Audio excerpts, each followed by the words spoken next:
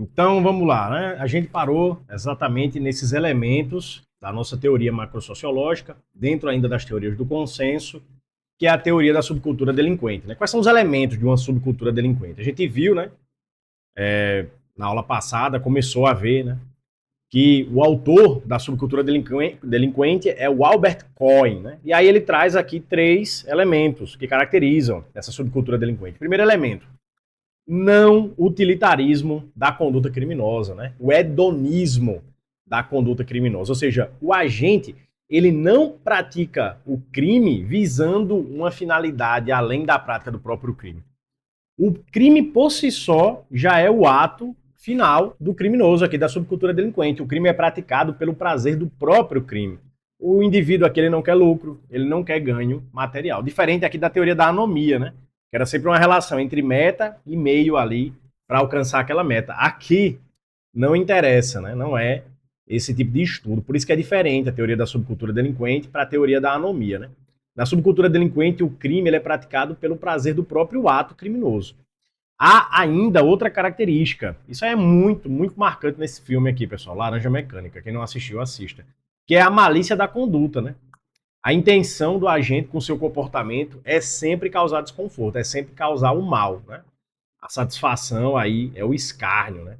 A vítima sofre e o grupo se diverte, né? Todo o tempo isso é mostrado aí no Laranja Mecânica com esse grupo aqui, esses delinquente boys aqui da subcultura delinquente. E a questão do negativismo, né? A rebeldia contra os valores pregados aí pela classe dominante, né? Os atos praticados pelo grupo sempre expressam uma rejeição constante a toda a ordem social ali criada, né? O crime é uma forma de afirmação contra o sistema, né? Então a subcultura delinquente, ela rejeita os valores dominantes, ela cria seus próprios códigos, ela tem ali uma identidade de grupo, uma oposição ao sistema, um não utilitarismo na conduta, né? O crime pelo crime, né? Esse é o próprio fim do criminoso, né? Do delinquente. O crime é um prazer para ele não quer ganho material, ele não quer lucro. Né? E a gente tem ainda a malícia da conduta e esse negativismo sempre se opondo aos valores da classe dominante. Vamos lá, questãozinha. Essa teoria do consenso é apresentada por três fatores, conforme o seu autor. Não utilitarismo da ação. Em muitos delitos verifica-se a ausência de motivação racional. Malícia da conduta, prazer em prejudicar o outro. Negativismo da conduta, oposição aos padrões da sociedade. Com base nesses fatores, a teoria que está sendo descrita é a teoria da letra B, né? Subcultura delinquente. As três características da subcultura delinquente são justamente. Opa, deixa eu voltar aqui. São justamente o hedonismo da conduta, né? O não utilitarismo, a malícia e o negativismo, né? Teoria da subcultura delinquente é o gabarito, letra B. Próxima. A teoria da subcultura delinquente identifica que muitas vezes o produto das ações do criminoso sequer é utilizado pelos autores, que o fazem apenas para causar desconforto. Certo, né, pessoal? Seria aqui, por exemplo, uma situação de uma gangue que ela furta pessoas na rua, mas elas nem querem o produto do furto. É ali pelo mero prazer de praticar o crime, né? Então é uma característica da subcultura delinquente a questão aqui do não utilitarismo, né, do hedonismo da conduta. O próprio crime é o prazer em si. Ele não quer lucro, ele não quer ganho, né? E é isso que é afirmado aqui na questão. Muitas vezes o produto da ação criminosa sequer é utilizado pelo autor, que o faz apenas para causar desconforto. Olha aqui a questão do não utilitarismo da conduta, do hedonismo, né? Junto com a malícia. Essa é a ideia, tá? Certo, pessoal. Próxima. Albert Cohen, um dos precursores da teoria da subcultura delinquente, assinala como característica do fenômeno da delinquência juvenil a versatilidade, o hedonismo imediatista e a autonomia do grupo. E aí, pessoal, certo ou errado? Certo, pessoal. A questão está certíssima, tá? Então aí seriam outras características que a gente encontra na subcultura delinquente. A questão da versatilidade é que eles podem praticar crimes de diversas naturezas. Um sequestro, um roubo, um homicídio, um estupro. O hedonismo imediatista é o sentido aqui do prazer, né? E a despreocupação com o longo prazo. Então ele pratica aí, por exemplo, um estupro e um roubo pelo prazer ali do crime, pela malícia da conduta, né? E não está preocupado se ele vai ficar preso 20, 30 anos, se vai morrer em razão dessa conduta. Esse seria o hedonismo imediatista. E a questão da autonomia do grupo é a não vinculação com a sociedade em geral. Ele não está preocupado com a opinião de todo mundo ali. Ele só está preocupado com a opinião do grupo. Ele quer fazer parte do grupo, ele se sente à vontade com o grupo. Essa é a questão da autonomia do grupo. Então, são outras características que a gente encontra, sim, na subcultura delinquente, estudada aí por Albert Cohen. Tá certa a questão. Próxima, a teoria da subcultura delinquente. Letra A, possui as ferramentas explicativas do crescimento da criminalização das mulheres. Não, nada a ver, né? B, oferece uma explicação generalizadora da criminalidade, abarcando a chamada criminologia verde. Não. Letra C, tem na construção de Albert Cohen, olha, falou o nome do autor, o negativismo da conduta, a negação ao sistema, né? Como um de seus elementos caracterizadores. Muito bom, é negativismo da conduta, o hedonismo ou não utilitarismo, e a última característica aqui é a questão da malícia, né? Então, até então, o gabarito da gente é a letra C. Vamos ver as outras, né? Letra D. Restringe seu objeto ao momento de criminalização primária. Não. Letra E. Expõe a dominação da classe como eixo central do sistema penal, com oposição de uma cultura sobre outra. Também não. Gabarito letra C, né, pessoal? Encaixou muito bem aí. Albert Cohen, subcultura delinquente, uma das características, um dos elementos, que é o negativismo da conduta. Vamos lá. Vimos todas as teorias macrosociológicas do consenso. A gente viu a Escola de Chicago, teoria da anomia, teoria da subcultura delinquente e da associação diferencial. Agora, a gente vai ver o outro lado da moeda, né? Que são as teorias macrosociológicas do conflito. A gente viu as do consenso e agora vai ver as do conflito. A gente tem aqui o início, né, de uma criminologia crítica, né? Uma sociologia aqui relacionada ao poder, né? Um grupo que tem poder oprimindo o grupo desprovido desse poder, né? Então, as teorias do conflito, elas são teorias que estão aí contra as teorias do consenso. As teorias do consenso partem de certos dogmas, partem de certas premissas, e as teorias do conflito vão partir de premissas absurdamente contrárias. As teorias do conflito vão dizer, ó, na sociedade não tem harmonia. A sociedade ela não é naturalmente harmônica, na verdade ela é um caos, tá? O equilíbrio social aqui, ele ocorre na sociedade não porque ela é harmônica naturalmente, mas porque tem a força, a imposição, a coerção, aqui, ó, o Estado, a polícia aqui, ó, botando para moer no povo aqui para manter a ordem, tá? O poder, ele tá, na verdade, nas mãos da classe dominante, que impõe essa ordem aí, que ela entende como correta, né, os valores que ela tem como acertados, a toda a sociedade, no caso, a classe dominada, né? Então, o que a gente tem aqui nas teorias do conflito é uma redistribuição da responsabilidade, né?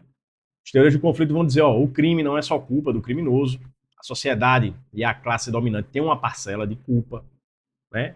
Então, o conflito, ele é algo ali que é natural na sociedade, ele é necessário, né, para a própria evolução, tá?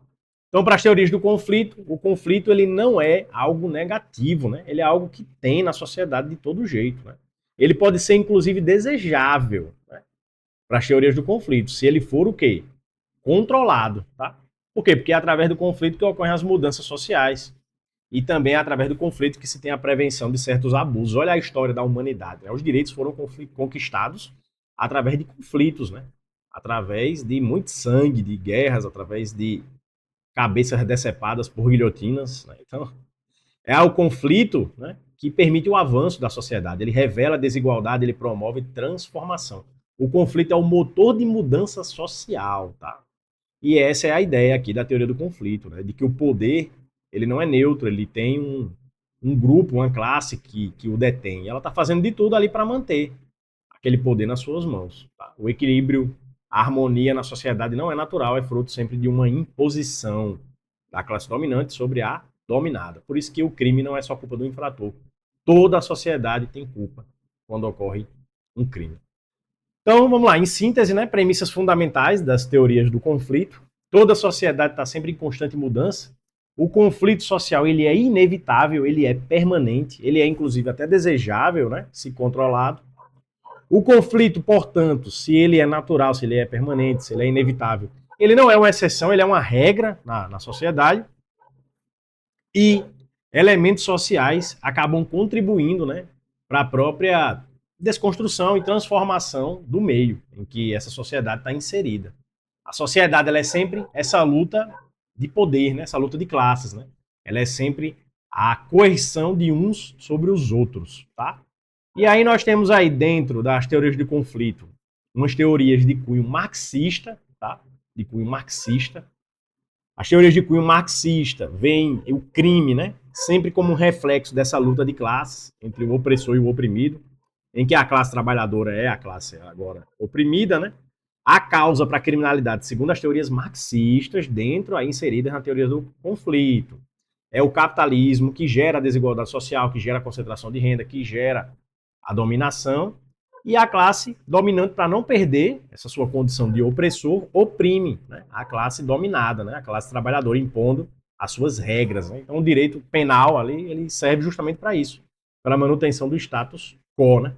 O conflito ele é importante para que ocorra mudança social. Sem o conflito, as injustiças se perpetuam ad eterno. Tá? Então, temos aí as premissas das teorias do conflito, lembrando que essas teorias do conflito têm uma classificação, uma espécie aí bem marxista. E aí a gente tem as teorias não marxistas dentro da teoria do conflito. O foco aqui não é bem na luta de classes agora, né? Porque agora é uma teoria não marxista. O foco vai ser basicamente na desigualdade do poder, né? Mas não apenas na seara econômica, na seara do capital. A criminalidade ela vai surgir, na verdade, para as teorias não marxistas, de uma tensão social, né? Vai surgir da exclusão. Tá? E aí a gente tem a criminologia crítica, né? Que envolve vertentes em um sentido aqui não marxista. Que sentido? Em um neorrealismo de esquerda, em um direito penal mínimo, intervir minimamente na sociedade, somente protegendo ali os bens jurídicos mais importantes. Até uma ideia na criminologia crítica de um abolicionismo penal, em que se entende que o direito penal ele mais atrapalha a sociedade do que ajuda. Né? A questão aqui, né, a teoria principal não marxista do conflito, que é o labeling approach, né? A questão da rotulagem do indivíduo como criminoso. Né? Então, as teorias do conflito elas revelam esse uso direto aí do direito penal como uma ferramenta de dominação social. Desafia essa ideia das teorias do consenso, de neutralidade, de harmonia da sociedade. Não, nada disso. A sociedade ela é conflituosa. E os conflitos são algo desejado desde que controlado. Vamos fazer uma questãozinha aqui, né? Então, vamos lá. Sabe-se que há atualmente 4 grandes modelos teóricos da criminologia. A esse respeito, assinala a correta. No modelo clássico e neoclássico, da opção racional, o crime é fruto da etiologia criminal, cujos fatores biológicos, psicológicos e sociológicos são predominantes. Pessoal, no modelo clássico, a gente não analisa muito o fator biológico, psicológico, sociológico. Não, né? Aqui é mais a ideia positivista, né? O modelo clássico ele estava mais preocupado em analisar o crime como norma jurídica, né? Uma visão aí bem do direito. Então tem muito análise do criminoso em fator biológico, psicológico. A criminologia no período clássico ela ainda nem tinha autonomia, ela nem era vista como ciência autônoma. Né? Ela só passou a ser assim entendida quando começou-se a utilizar um método empírico através do positivismo de Lombroso, né? De Cesare Lombroso. Aí quem entrou esses fatores biológico, psicológico, sociológico, então tá errado a letra A. Letra B. 2 das características do modelo do enfoque dinâmico são o determinismo radical e a preocupação com a dogmática legal. Vou pular isso aqui, a gente não viu, né? Letra C. São 2 exemplos do modelo de reação social, a teoria do etiquetamento e a criminologia crítica. Letra D. O modelo positivista também é conhecido como criminologia de desenvolvimento. Não, tá errado, né? Letra E. No modelo positivista, o crime é fruto de uma decisão livre, consciente do delinquente, impulsionada pela oportunidade e pelo resultado. Errado também, a letra E, né? Porque no modelo positivista, o crime não é fruto de uma decisão livre, o indivíduo, na verdade, ele já é determinado à prática do crime devido a questões do primitivismo, do atavismo, né? Então, a letra E também está errada, a questão de crime e decisão livre, livre-arbítrio, vai estar vinculado à escola clássica, que bebeu muito do iluminismo, o homem é dotado de razão. O positivismo é puro determinismo, tá? Então, pessoal, aqui o gabarito, né? Não tá tão fácil de entender, né? Mas o gabarito aqui é a letra C. São 2 exemplos do modelo de reação social, a teoria do etiquetamento e a criminologia crítica. Por quê? Dentro da teoria macrosociológica do conflito, que é esse modelo de reação social, a gente tem 2 teorias que se destacam. Né? A teoria do etiquetamento e a criminologia crítica. Criminologia crítica, que é uma teoria com desdobramentos marxistas, e a teoria do etiquetamento, o labeling approach, que, por sua vez, é uma visão não marxista. Vamos continuar. Olha aí. Labeling Approach, né? Teoria da rotulação social, né? E aí nós temos já dois grandes exemplos, né? A Susana von Richthofen e o caso do goleiro Bruno, né? Que tem muita relação com essa teoria da rotulação social, do Labeling Approach. Essa teoria ela foi criada por Ivy Goffman e Howard Becker, né? Com base nos estudos também de Emily Durkheim, né? Desse nosso sociólogo Emily Durkheim. Tá? O que é essa teoria da rotulação social, que também é chamada de teoria do etiquetamento? Eu acho que esse nome é etiquetamento melhor aqui para definir, né, a teoria. Ou teoria da reação social, ou teoria interacionista, ou interacionismo simbólico, tá? São todos sinônimos da teoria do labeling approach ou da rotulação etiquetamento social. O contexto que a gente se encontra aqui é Estados Unidos, década de 60, tá? Em que nós temos aí um cenário de movimentos fortes, né? Movimentos acadêmicos, políticos, radicais, 1960. Tá? E aí a premissa básica do labeling approach é o estudo da reação social ao ato criminoso. Tá?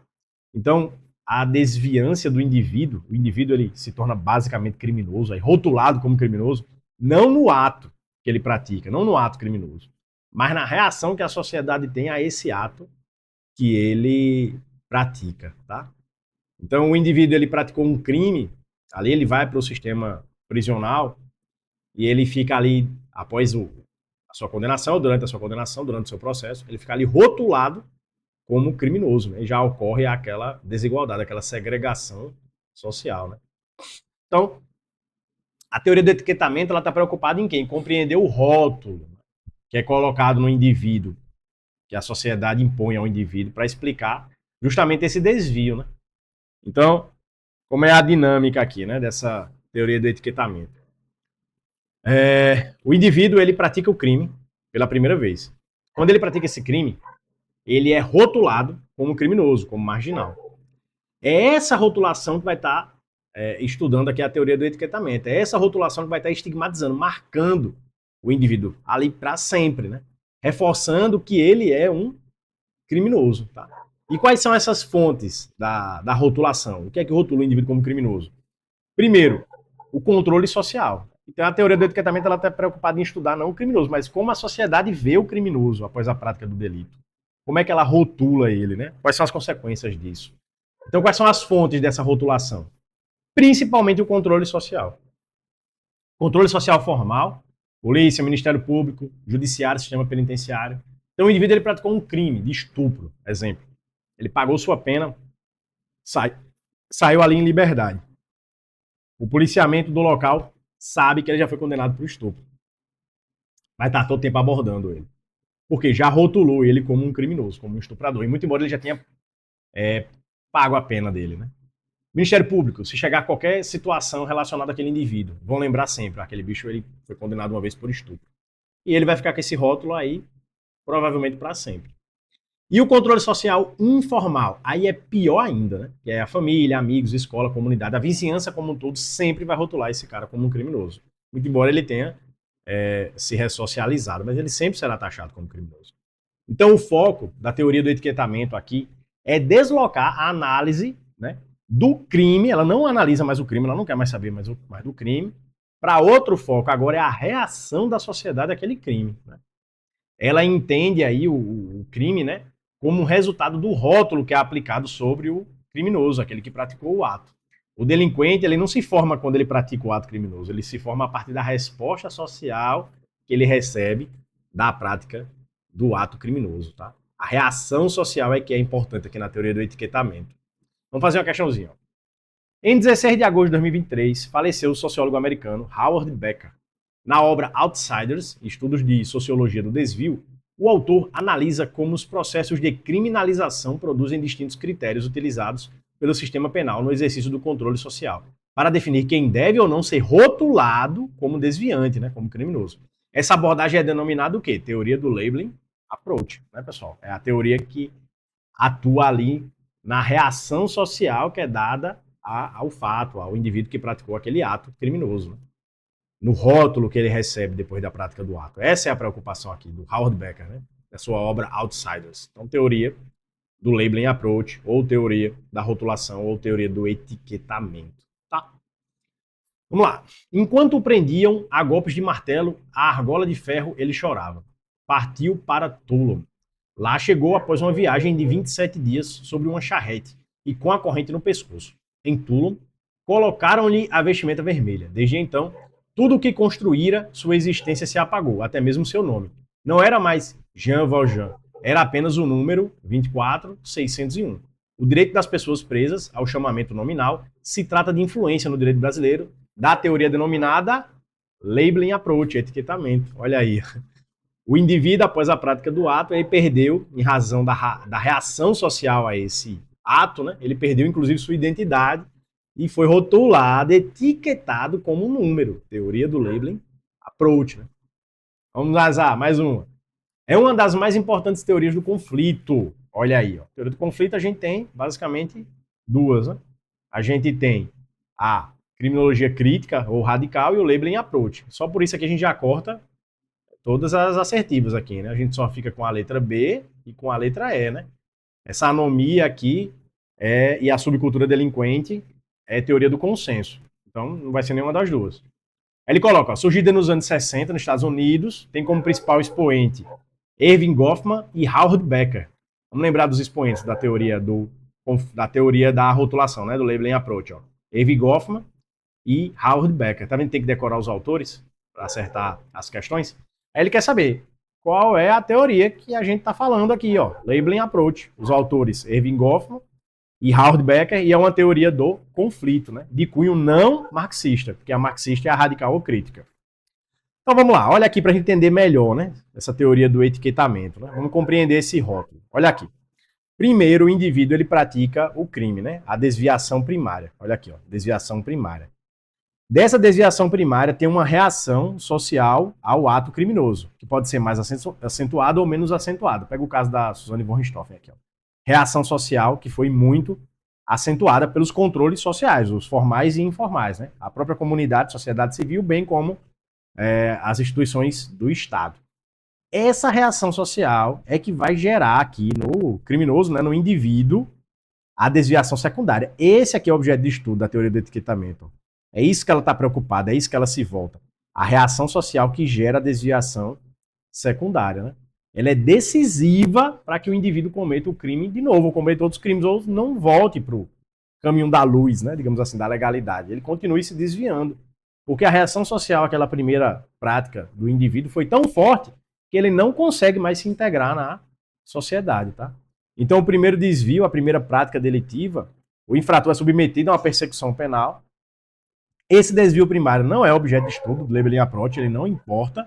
O que importa é a reação social a esse desvio, que a depender de como ela seja dada ali pela sociedade, vai ter o desvio secundário. O indivíduo vai se permanecer, se reiterar na ilegalidade. Ele não vai conseguir mais voltar. Olha aí, labeling approach, né? A rotulação e suas consequências. Olha aqui, ó. Quantos criminosos rotulados, ó. Mesmas características, cabelo raspado, numérica, tatuagens de gangues. Aqui teve o desvio primário deles, a reação social que foi dada a esse desvio primário provavelmente vai impedir a volta, né, à legalidade. Vai se manter sempre no desvio, né, na prática criminosa. Vai ocorrer o desvio secundário, a reincidência e até morrer.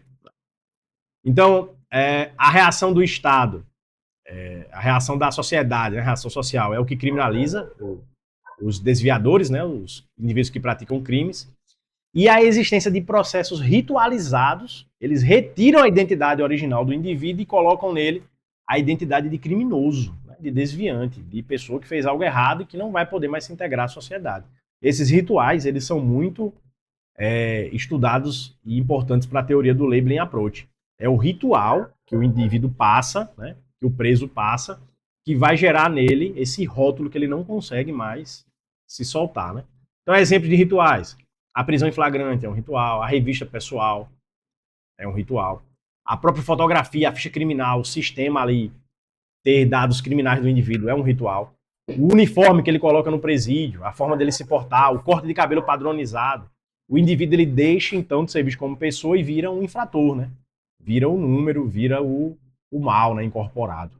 Então, a reação da sociedade, ela gera estigmatização, né? Onde? Em todos os setores. O indivíduo vai, por exemplo, depois da prática do crime, já rotulado, conseguir um emprego, não consegue. Vai estudar numa escola, impossível. Vai fazer uma faculdade, muito difícil. A pena, ela acaba marginalizando ele, excluindo ele também da sociedade, porque ela não tem intenção de ressocializar. A pena, para a teoria do labeling approach, ela tão somente tem a intenção de criar no criminoso características para ele sobreviver lá no presídio, né? E essa reação social é o que é o mais importante, né? O processo de rotulação ocorre aí. E aí a gente começa a ver, dentro da teoria do labeling approach, uma teoria bastante importante, muito incisiva em provas, uma classificação, né? Uma conceituação aqui, desviação primária e desviação secundária. Desviação primária é o primeiro ato, né, praticado pelo indivíduo, né? O primeiro ato aqui infracional, né? Entenda aqui a primeira infração penal que ele pratica, seja crime, contravenção, o que seja, tá? A desviação secundária é quando ele reafirma aquele ato, né? Ele continua mostrando que ele está praticando crimes. E o rótulo ele vai estar fazendo o elo entre a desviação primária e a secundária, né? Conforme eu ilustrei aqui, ó, desviação primária e vem a reação social, a depender de como ela seja incorporada aí na sociedade, como a sociedade aplica essa reação no indivíduo, pode fomentar ou não, né? A desviação secundária normalmente fomenta e muito. Então a prisão ela não ressocializa, segundo a teoria do labeling approach, ela tão somente educa o indivíduo para o próprio cárcere, ela alimenta esse ciclo criminal, porque ela vai criando cada vez mais rótulos no indivíduo, e o sistema ele se retroalimenta com a exclusão. Então, quanto mais exclusão social, mais o sistema ele vai querendo excluir ainda mais. Ele vai se retroalimentando e ficando cada vez maior. E aí tem a superpopulação carcerária.